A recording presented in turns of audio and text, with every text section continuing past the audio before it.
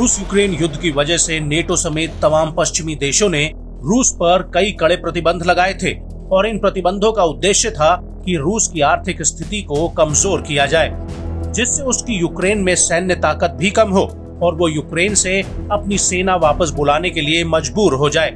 लेकिन मॉस्को पर एक के बाद एक प्रतिबंध लगाने के बावजूद पुतिन की सेना यूक्रेन में नहीं रुकी और वो लगातार यूक्रेन को मिसाइल और ड्रोन हमलों से दहला रही है। लेकिन बड़ा सवाल ये उठता है कि आखिर उन तमाम प्रतिबंधों का रूस पर क्या असर पड़ा।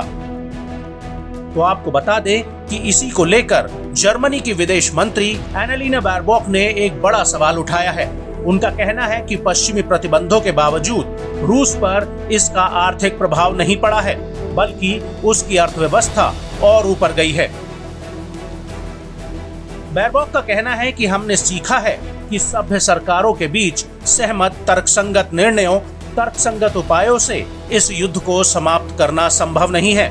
आर्थिक प्रतिबंधों का एक आर्थिक असर होना चाहिए, लेकिन ये मामला ऐसा नहीं है, क्योंकि लोकतंत्र का तर्क निरंकुश तानाशाही में काम नहीं करता है। आपको बता दें कि जर्मनी की विदेश मंत्री ने ये बात एक किताब के लिए दिए गए इंटरव्यू में कही है। हालांकि पश्चिम के कई अर्थशास्त्रियों का कहना है कि रूस की विकास दर सिर्फ वॉर इकोनॉमी में हुई है और उसने तेजी से हथियारों और गोला बारूद का उत्पादन बढ़ाया है। ये विकास टिकाऊ नहीं है।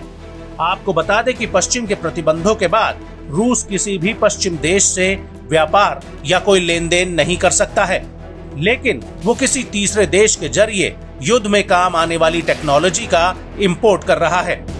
और यही वजह थी कि यूरोपीय संघ ने तीसरे देशों के माध्यम से रूस को माइक्रोचिप्स जैसी संवेदनशील प्रौद्योगिकी के पुनः निर्यात पर बैन लगाने की मांग की थी, जिसका उपयोग रूस युद्ध के मैदान में कर सकता है। इससे पहले ऐसी खबरें आई थी कि युद्ध की वजह से रूस की अर्थव्यवस्था सिकुड़ती जा रही है। विश्व बैंक, IMF और organisation for economic corporation and development की रिपोर्ट के मुताबिक साल 2022 में रूस के सकल घरेलू उत्पाद यानी GDP में 2.1% की गिरावट आई थी। वहीं युद्ध की शुरुआत के बाद से इंटरनेशनल मार्केट में तेल के दाम बढ़ गए थे, जिससे रूस ने काफी पैसा कमाया था। हालांकि दिसंबर 2022 में रूस से तेल आयात पर बैन लगा था, जिससे रूस की कमाई पर असर पड़ा था।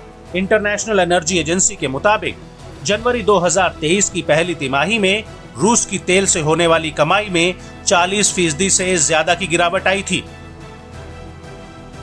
इसके अलावा यूरोपियन यूनियन, G7 देशों और ऑस्ट्रेलिया में रूसी केंद्रीय बैंक के 300 अरब यूरो से ज्यादा की संपत्ति ब्लॉक है।